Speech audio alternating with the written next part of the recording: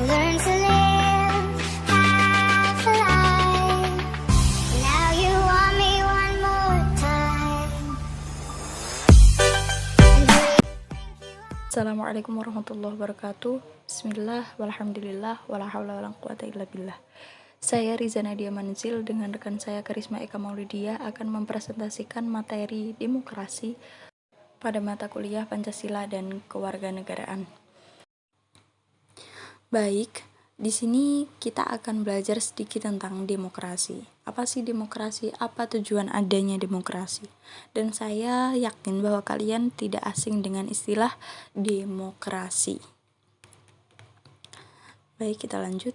Nah, pengertian demokrasi. Sebelum kita masuk lebih jauh tentang demokrasi, kita harus tahu apa sih pengertian atau apa sih demokrasi itu. Jadi pertama, secara etimologi atau secara bahasa, demokrasi berasal dari bahasa Yunani yang terdiri dari dua kata, yaitu pertama demos atau yang berarti banyak, dan yang kedua adalah kratos atau yang berarti kekuasaan. Nah, demos sendiri ini pada kata demokrasi lebih khusus atau spesifik ditujukan kepada rakyat atau warga dari suatu negara. Yang kedua, secara terminologi. Nah, secara terminologi atau istilah ini, demokrasi memiliki makna pemerintahan orang banyak dari rakyat, oleh rakyat, dan untuk rakyat. Jadi, dapat disimpulkan bahwa demokrasi ini adalah sebuah pemerintahan dari kita, oleh kita, dan nanti akan kembali kepada kita lagi. Selanjutnya, tujuan adanya demokrasi itu untuk apa? Seperti itu. Tujuan dari demokrasi sendiri itu adalah untuk mendukung kebebasan manusia sebagai pelindung hak manusia sebagai warga negara. Jadi, demokrasi ini ada untuk manusia yang ingin mengeluarkan berbagai pendapat yang ada dalam dirinya, seperti itu. Dan sebagai pelindung hak manusia. Maksudnya, kita sebagai manusia memiliki hak-hak tertentu yang harus didapatkan. Dan demokrasi ini menjadi faktor pelindung agar kita mendapatkan hak-hak tersebut. Pada masa Revolusi Prancis, demokrasi dimaknai sebagai kepentingan dan kebaikan orang banyak dibandingkan individu atau kelompok. Sedangkan di masa modern seperti ini, demokrasi dimaknai sebagai suatu keputusan dengan syarat-syarat. 1. Tidak membedakan manusia dari segi manapun, semuanya sama. One man, one vote. Jadi setiap satu orang berhak menyuarakan pendapatnya. Yang ketiga, kebebasan warga untuk memilih dan dipilih. Dan yang terakhir adalah asas mayoritas sebagai prioritas. Maksud dari asas mayoritas sebagai prioritas itu sama seperti kebaikan orang banyak dibandingkan individu atau kelompok. Jadi setiap kelompok atau individu itu belum tentu orang banyak. Kadang ada sebuah perkumpulan beberapa anak saja itu termasuk kelompok, bukan termasuk orang banyak. Dan demokrasi ini ditujukan untuk seluruh warga atau rakyat manusia yang ingin bersuara ataupun tidak, tapi dia sebenarnya memiliki hak untuk bersuara atau mengeluarkan semua pendapatnya. Kita lanjut. Nah, demokrasi universal. Demokrasi ini terkenal akan kesulitan untuk dipahami dalam segi perkataannya. Tapi di sini saya dapat menyimpulkan bahwa demokrasi universal adalah konsep atau pilar kehidupan yang kuat yang mampu beradaptasi dengan segala bidang kehidupan. Jadi demokrasi universal ini tidak ada batasan. Segala bidang kehidupan itu bisa dimasuki oleh demokrasi universal. Segala bidang, contoh dari ruang lingkup atau mereka berbeda keyakinan, berbeda pangkat mungkin, atau berbeda suku, ras, budaya, mereka tetap memiliki hak yang sama, yakni bebas menyuarakan bagaimana pendapat mereka tentang apa yang mereka ingin suarakan, seperti itu, apa kemauan mereka dan keinginan mereka. Istilah demokrasi universal ini digunakan untuk mencari prinsip demokrasi yang berupa nilai dan segala perubahannya. Jadi konsep demokrasi universal sendiri itu adalah dinamis dan selalu berkembang. Universalitas atau umum itu adalah lawan dari partikularitas atau terbatas. Kita lanjut materi selanjutnya. Nah, yang begitu fenomenal atau yang terkenal dalam sejarah demokrasi adalah muncul sebuah deklarasi Magna Carta. Mungkin kalian masih ingat waktu kita SMP atau SMA dulu, saya juga lupa, itu kita pernah mempelajari deklarasi Magna Carta. Nah, deklarasi Magna Carta ini terjadi antara para baron. Maksudnya dideklarasikan oleh para baron. Baron ini merupakan bangsawan sebutan zaman dulu dengan Raja John di Inggris pada tahun 1215 Masehi. Muatan pokok Magna Carta adalah penciptaan prinsip pengelolaan kekuasaan yang menjadikan keinginan rakyat sebagai prioritas. Setelah munculnya Magna Carta ini, akhirnya muncul lagi deklarasi baru secara terus-menerus. Salah satunya adalah independensi dan konstitusi di Amerika. Deklarasi independensi dan konstitusi di Amerika pada tahun 1776 oleh Presiden Thomas Jefferson. Jadi sebenarnya pokok dari deklarasi Magna Carta ini sendiri adalah memprioritaskan rakyatnya. Keinginan rakyatnya itu dinomorsatukan. Seperti itu.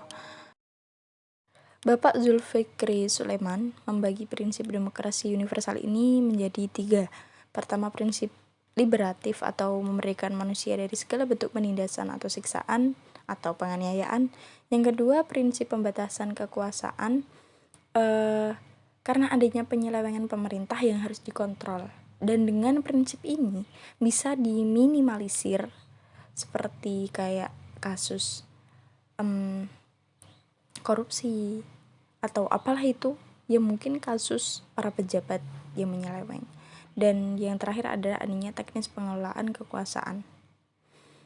Nah, berikut adalah prinsip-prinsip demokrasi universal berdasarkan isi materinya. Jadi kan yang tadi menurut Bapak Zulfikri Sulaiman, yang ini berdasarkan isi materi demokrasi universal sendiri. Yang pertama, kebebasan dalam melindungi hak warga negara.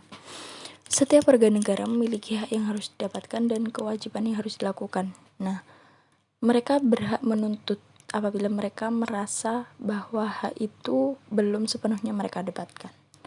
Karena itu sudah menjadi takdir mereka seperti itu mendapatkan hak tersebut.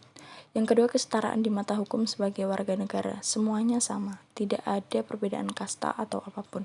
Yang ketiga, adanya kepastian konstitusional atau tertulis. Yang keempat, jaminan keadilan oleh pemerintah. Yang kelima, toleransi. Yang keenam, kebebasan dalam kepercayaan dan beragama kita. Kita sebagai warga Indonesia memiliki ideologi Pancasila.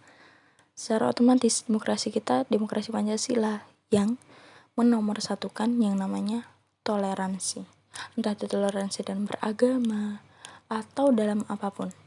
Selanjutnya, jenis-jenis demokrasi. Yang pertama, ada demokrasi langsung atau direct demokrasi. Yang kedua, ada demokrasi perwakilan atau representatif demokrasi. Yang ketiga, demokrasi konstitusional atau constitutional demokrasi. Yang keempat, ada demokrasi liberal atau liberal demokrasi. Yang kelima, ada demokrasi deliberatif atau deliberative demokrasi.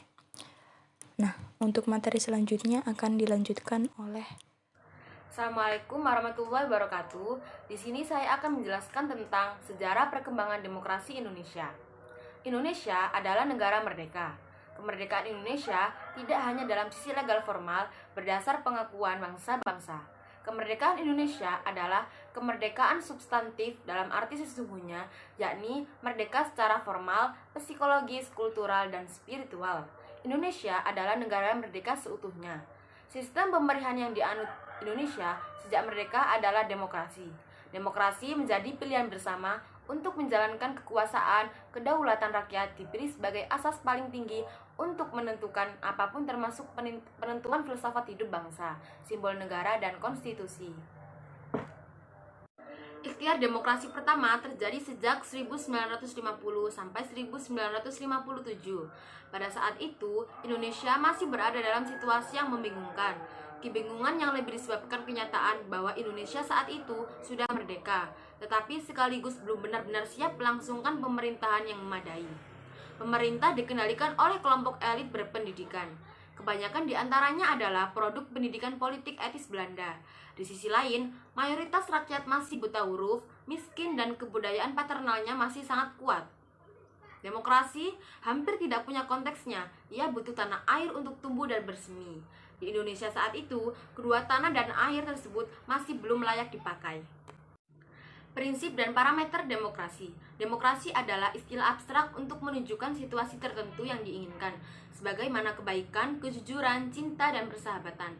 Demokrasi tidak bisa diindikasikan kecuali melalui perwujudan yang bisa diukur. Ukurannya bisa bermacam-macam, mulai dari penjauhan pengetahuan yang baik tentangnya, ketiadaan kondisi yang berlawanan dengannya, hingga terciptanya perilaku yang baik. Di bagian ini, demokrasi diindikasikan dalam jaring indikator tertentu agar implikasinya bisa diukur atau agar bisa dievaluasi kemajuan perkembangannya. Sebagaimana keterangan yang telah lalu, asas utama demokrasi adalah ketiadaan penindasan, bahwa manusia adalah makhluk yang berdaulat atas dirinya sendiri. Kedaulatan ini kemudian diatur sedemikian rupa sehingga bisa mengasosiasi dalam kehidupan sosial yang lebih luas atau dalam kehidupan negara yang lebih formal. Sebagai individu, manusia butuh membuat kesepakatan dengan manusia-manusia lainnya untuk mengelola kedaulatan secara bersama-sama. Kompromi adalah mendobrak kebuntuan sistem konstitusi, biasanya ketat dan kaku. Prosedurnya tidak ramah terhadap kesalahan sekecil apapun. Pada taraf tertentu yang bisa dimasuki celahnya, kompromi bisa menjadi tawaran yang baik. Celah ini justru sekali memberi break time bagi manusia untuk sejenak menjadi manusia sesungguhnya. Manusia itu bukan sekedar makhluk yang tersistemkan. Sistem hanya berfungsi membatasi kecenderungan manusia yang tidak terkendali. Sesekali membicarakan kompromi keluar dari sistem dengan pertimbangan kemanusiaan adalah yang dimungkinkan. Beradab adalah istilah khas Indonesia. Keadaban atau peradaban adalah sifat yang melekat kepada seseorang karena tunduk kepada komitmen bersama. Masyarakat beradab adalah masyarakat yang punya rasa tanggung jawab dan konsekuensi terhadap pilihan-pilihannya sendiri sinergis dengan kesepakatan bersama. Keberadaban adalah batas dari kebebasan. Keberadaban bisa dicapai melalui pendidikan. Jika pendidikan bertujuan untuk pendewasaan, maka peradaban secara mudah bisa disamakan dengan kedewasaan. Masyarakat yang dewasa adalah masyarakat yang mampu menempatkan dirinya dalam proporsi bersama, dalam konteks dan dalam kepentingan perubahan yang lebih komprehensif. Masyarakat beradab adalah masyarakat yang sempurna. Islam dan demokrasi dalam konteks Indonesia. Pada 2011, Provinsi Jawa Timur dan Jawa Barat mengeluarkan peraturan gubernur yang melarang jamaah Ahmadiyah untuk melakukan aktivitas dalam sosialisasi paham keagamaannya.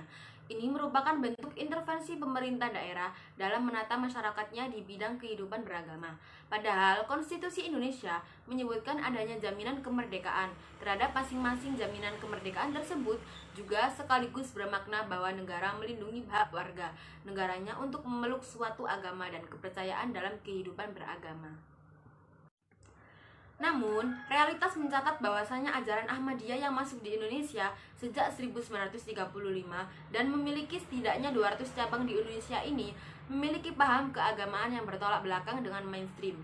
Mirza Ghulam Ahmad sebagai pendiri Ahmadiyah mengklaim dirinya seorang nabi dan rasul utusan Tuhan.